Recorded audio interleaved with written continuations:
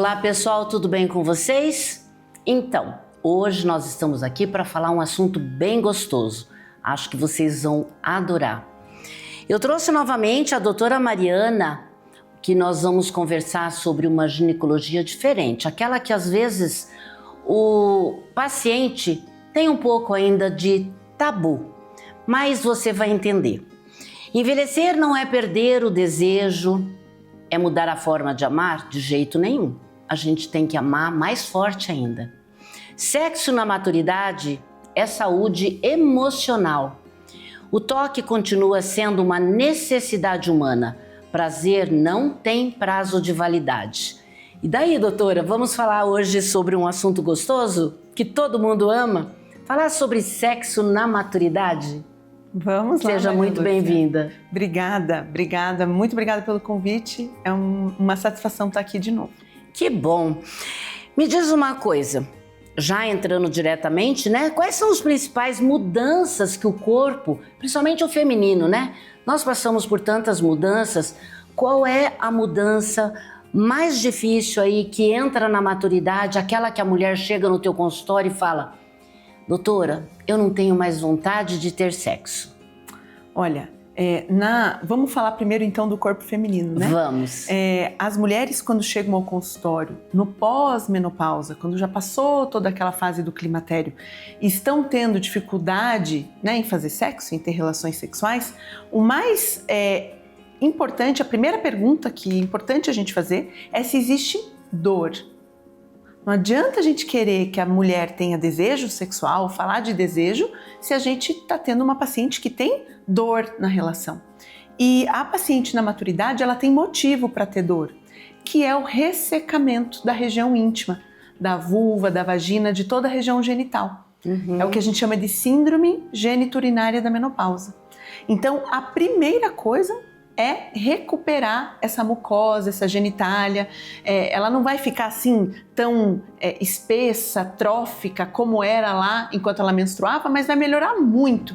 Isso é na menopausa? Isso é na menopausa, especialmente no pós-menopausa. Então, tá. Ela é mais comum e mais importante, mais grave, quanto mais velha essa mulher é. Então, a primeira coisa é isso, é a gente investigar se essa paciente tem esse ressecamento, tratar esse ressecamento da maneira com que for a melhor para essa paciente e aí sim começar a conversar com uma paciente que não tem dor, quais são as questões que estão fazendo com que ela não esteja plena, não esteja realizada na parte sexual. O libido também tem a ver com isso?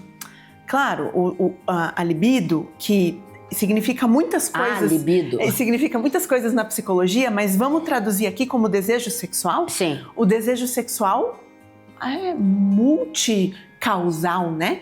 O desejo sexual a gente diz que começa de manhã cedo, se eu dormir bem, Verdade. se eu tô bem alimentada, como é que estão os problemas da minha vida, como é que tá o meu psiquismo, como é o meu relacionamento com a minha parceria. Quem é a minha parceria, isso quais são essas pessoas. Então, às vezes, a gente fica achando que é só por baixa de hormônio, não tem o desejo por baixa de hormônio, mas o desejo sexual tem muito mais a ver com o nosso contexto, com o nosso entorno, do que só com a parte hormonal. Então, claro, existe tratamento para a parte hormonal do desejo sexual, mas te digo que a exceção da exceção, as mulheres que vão precisar tomar um hormônio masculino, por exemplo, no pós-menopausa, para ter desejo. Corrigindo a dor e conversando profundamente sobre o que acende o desejo dessa mulher, como é o relacionamento dela, como é a vida dela, como está o resto da saúde, como está a atividade física, ou seja, todo o contexto é o que mais importa para o desejo. Eu acho que o mais importante é conversar também com o parceiro, né? Ou com a parceira, sabendo exatamente o que está acontecendo, por que está sentindo dor. Olha, vamos ao médico, vamos ver como é que fica. Eu acho o que é mais importante para mim, vamos dizer assim, né? No meu caso, o que eu vejo, principalmente numa roda de mulheres, é assim: eu não consigo conversar.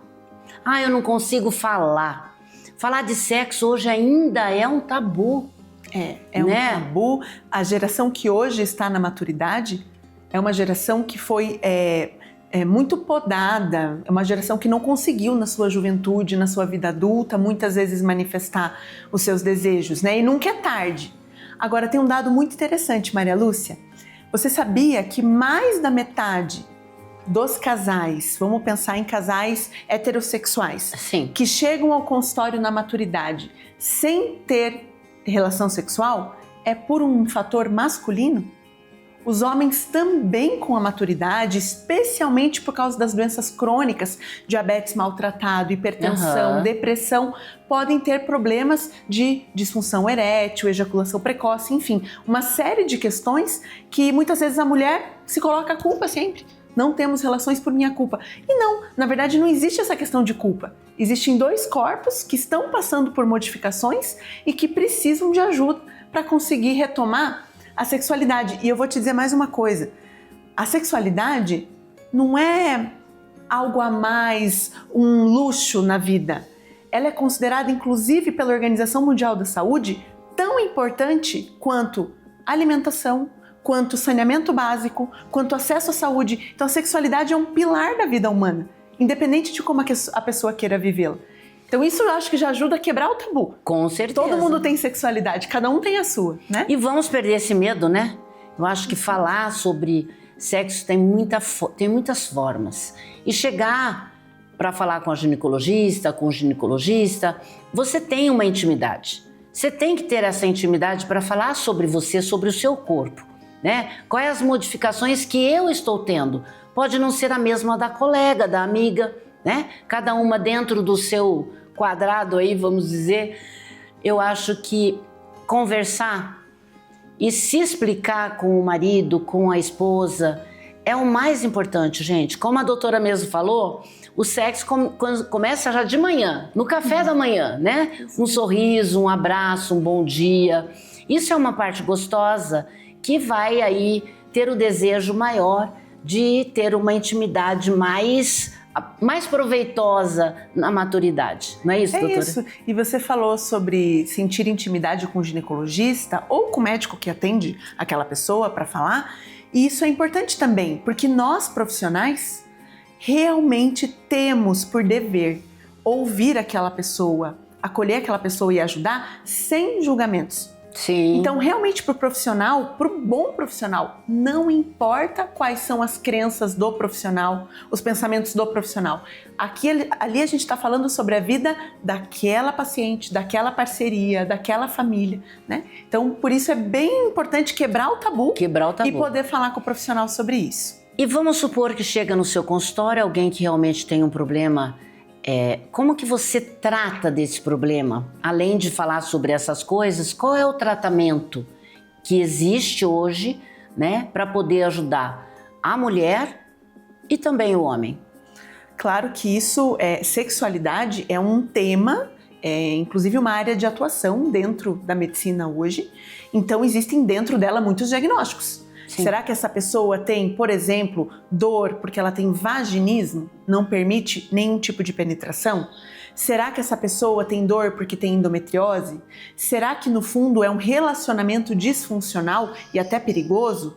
Será que na verdade é o homem que tem problemas físicos? Ou será que simplesmente essa mulher tem muitos problemas para resolver durante a vida, está com depressão, não faz atividade física, tem doenças crônicas e nem consegue pensar em sexo? Sim. Cada um desses diagnósticos vai ter um tratamento. Mas com certeza a sexualidade a gente trata de maneira multiprofissional. O ginecologista tem seu papel, o urologista tem seu papel, o psicólogo tem seu papel e muitas vezes um psicólogo especialista em sexualidade. Sim. O fisioterapeuta pélvico tem o seu papel. Então hoje, gente, não é o que a gente acha. É uma área desenvolvida na medicina para realmente proporcionar uma melhora da vida sexual das pessoas. Quer dizer, cada problema tem uma solução. É isso. Né? Um caminho e muita gente estudando esses caminhos. E é isso aí, gente, ó, tá vendo, ó? Todo mundo aí que ela falou dá para te ajudar bastante e faz parte do dia a dia. Doutora, muitas mulheres também falam sobre, relatam a queda de libido, principalmente porque ela deixou de menstruar.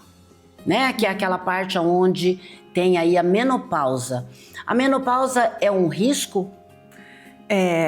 Na verdade, como eu te falei, o desejo sexual é muito comportamental, mas sim os hormônios influenciam. Então, uma mulher que menstrua e que não está usando nenhum método anticoncepcional hormonal, ou seja, ela cicla, ela ovula e menstrua, no período da ovulação, ela tende a ter um desejo sexual maior. Então ela flutua durante o mês. Na menopausa isso não acontece mais.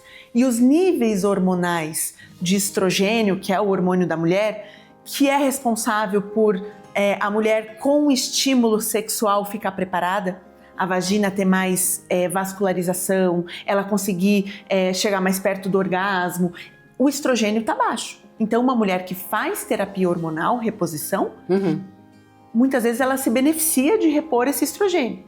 A testosterona, que é aquele hormônio do desejo espontâneo. Acordei pensando nisso, sonhei com isso, vi alguma coisa na rua e isso me deu vontade. Ela realmente é bem mais baixa nas mulheres do que nos homens, né?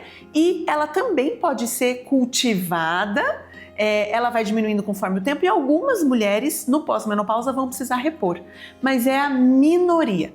A maioria das vezes, as mulheres com reposição de estrogênio, que é a reposição hormonal da menopausa, com a psicoterapia, com o controle das doenças crônicas, com atividade física, exercício físico. Olha, estudos grandes mostram que a mulher, depois de 15 a 30 minutos que ela terminou o exercício físico, é o auge do desejo sexual.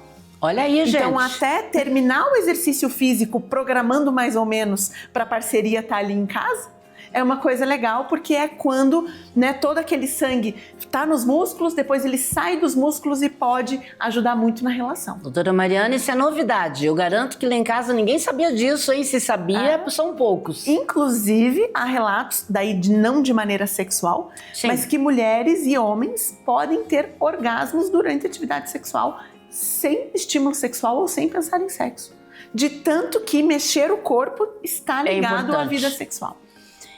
Essa parte, a parte masculina, que nós falamos mais da mulher, né? Você acha que o homem hoje, ele tá mais inteirado nesse assunto? Porque ele também tem que ajudar a sua parceira, né? Vai que ela tá com problema, mas o homem não tá nem aí pra ela. Como é que fica, né? Hoje a informação está mais divulgada, a gente espera fazer essa educação em saúde para que tanto parceiros, parceiras conheçam as dificuldades um do outro, mas quando surgiram aqueles primeiros comprimidos para ereção sexual, com certeza isso mudou a vida sexual de homens na maturidade. Homens que não conseguiriam, por um diabetes crônico, outras doenças, ter uma ereção e que de repente conseguem ter ereção. E isso, né, realmente modificou. Só que isso trouxe para as mulheres, muitas vezes também uma necessidade de estar também em dia, porque esses homens estão usando medicação. Né? Então, estarem aptas. Então, nada melhor do que sentar e avaliar como é que a gente pode ajudar as duas situações, homens e mulheres, e de preferência tratá-los juntos. E lembrar que a gente está falando de casais heterossexuais, mas qualquer tipo de parceria merece ajuda, né? Com Também certeza. Quando são duas mulheres ou dois homens, isso merece ajuda. Nós estamos falando aqui da maturidade, né? Então vamos falar da maturidade, o que o sexo faz na cabeça de um homem, de uma mulher de 60 anos. Vamos falar a idade. Maria Lúcia, eu gosto dessa pergunta porque algo que há poucas décadas, eu penso quando eu comecei minhas atividades há quase 20 anos, a gente via muito pouco, hoje a gente vê muito.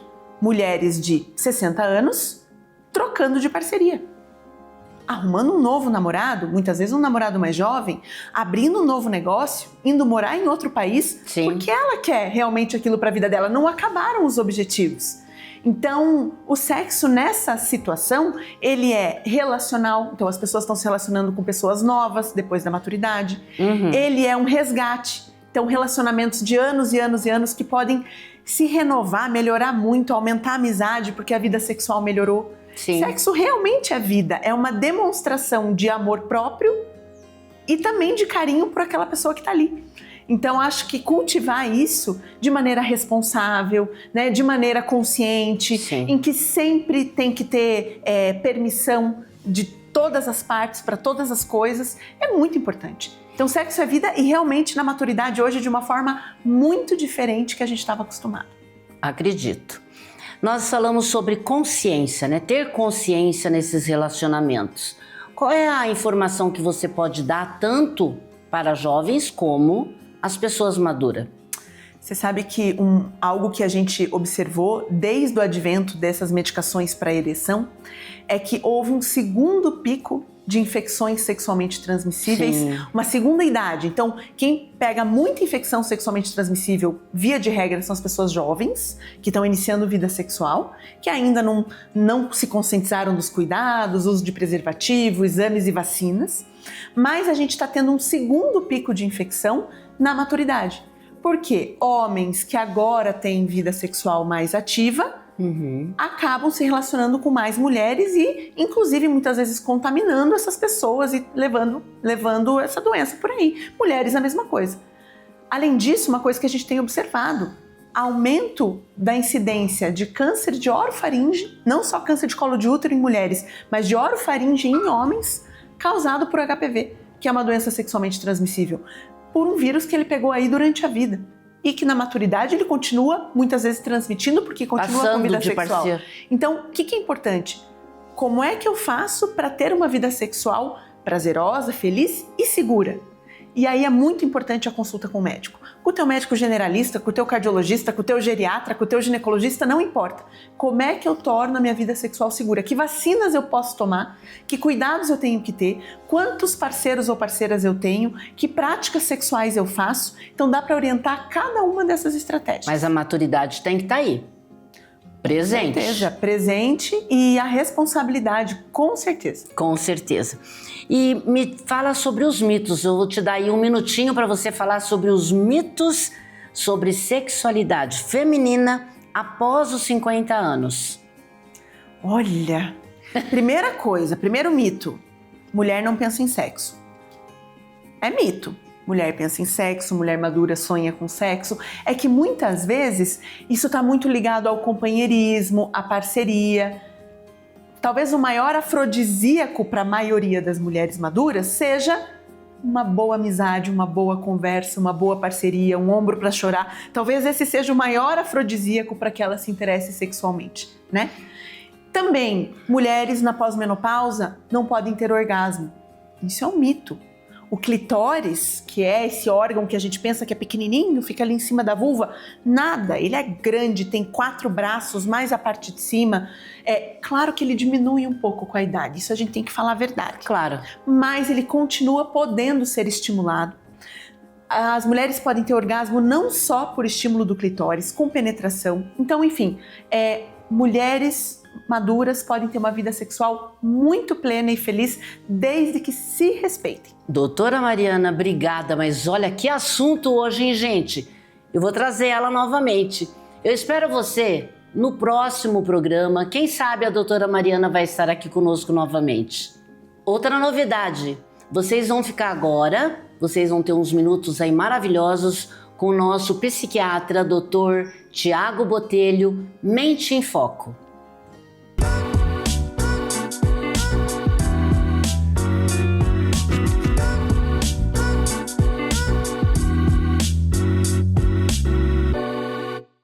Olá, é muito bom estar com vocês novamente aqui na Rede TV, no programa Maturidade, onde iniciaremos agora um quadro chamado Mente em Foco, onde vocês poderão tirar as suas dúvidas sobre a saúde mental e desmistificando todos os temas que acabam afligindo a sociedade e onde existe bastante preconceito. O meu nome é Tiago Botelho, eu sou médico psiquiatra e estarei com vocês aqui semanalmente trazendo informações sobre temas relevantes, onde existem as dúvidas pertinentes e que consigamos desmistificar cada vez mais o estigma sobre abordagem psiquiátrica seguido dos seus tratamentos. Gostaria também de estar junto com vocês, que vocês mandem suas sugestões, estarei aqui para tirar suas dúvidas e que os nossos encontros sejam para vocês. Então, Gostaria também muito de estar falando hoje, então, a diferença entre a psiquiatria e a psicologia. O psiquiatra é um médico, né, formado em medicina e que, para ser psiquiatra, também é necessário que tenha uma formação de psiquiatria, seja na residência médica, seja ela também na especialidade médica.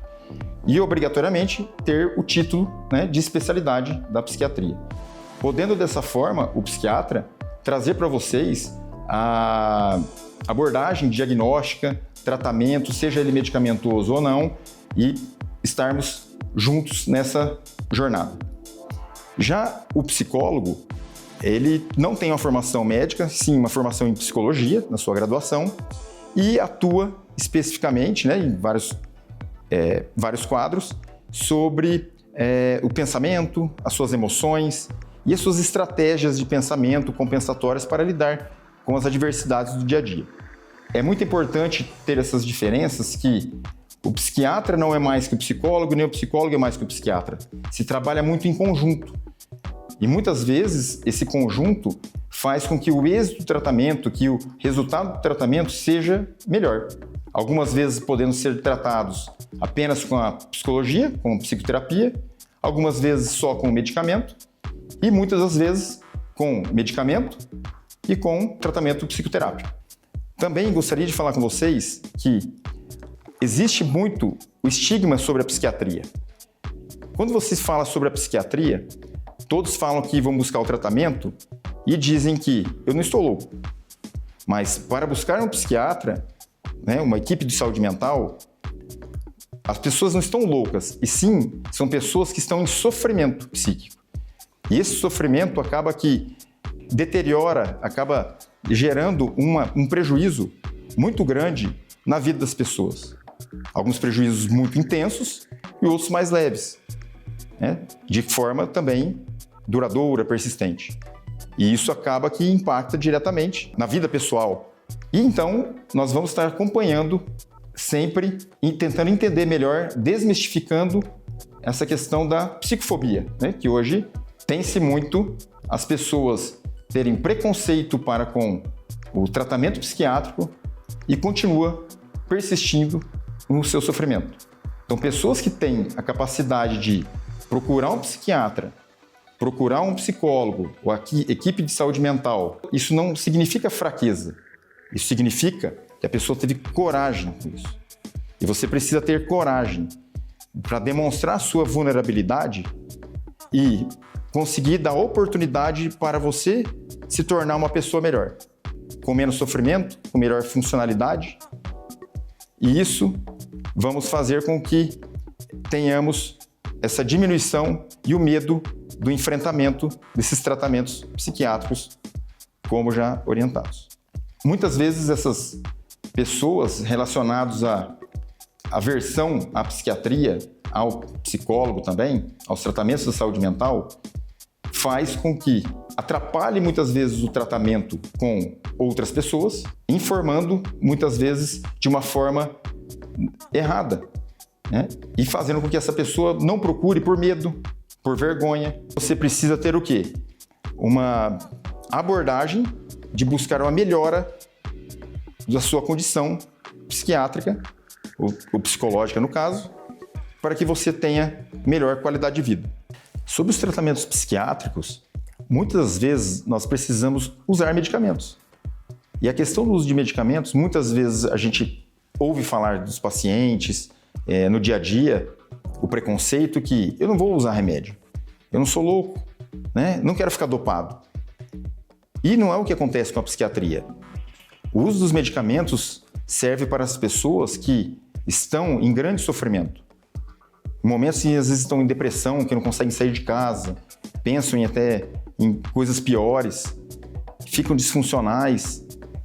E você não procurando ajuda, a qualidade de vida fica muito impactada, gerando sofrimento persistente. Quando indicado o uso dos medicamentos, que essas pessoas elas se tornam com menos sofrimento e que elas tenham também uma melhor funcionalidade no seu dia a dia, seja nas relações interpessoais, seja nas relações gerais, seja no trabalho, com o cônjuge, com os filhos. Isso acaba tendo bastante impacto na vida como um todo. Tanto impacto financeiro como nas relações afetivas. Então, procurar um profissional de confiança que gere vínculo e que tenha sigilo absoluto das informações, pois será tratado de muitos assuntos delicados. Então, o sigilo é fundamental e que seja também, como já falado, de confiança. Então, não deixe de procurar ajuda. Procurando ajuda, você será corajoso. É uma oportunidade que você terá de mudar a sua vida para melhor, tendo outras oportunidades. Então, o medicamento, ele não vai te trazer dependência e é usado principalmente para te trazer mais qualidade de vida, melhorar do quadro que você tem, no caso depressivo, por exemplo, que você volta a ter uma vida mais, digamos que colorida, vamos falar assim, e que sua vida volte a brilhar. Então aqui no Mente em Foco, nós estaremos falando com vocês sobre diversos temas, semanalmente trazendo para vocês. Então mande suas dúvidas, suas sugestões, que estarei aqui para trazer a informação de uma forma mais clara e objetiva e que você consiga ter uma informação mais precisa e que você busque melhorar sua qualidade de vida, buscando um tratamento e melhorar sua condição de saúde mental. Vejo vocês aqui na semana que vem, na Rede TV Paraná. Um abraço a todos vocês.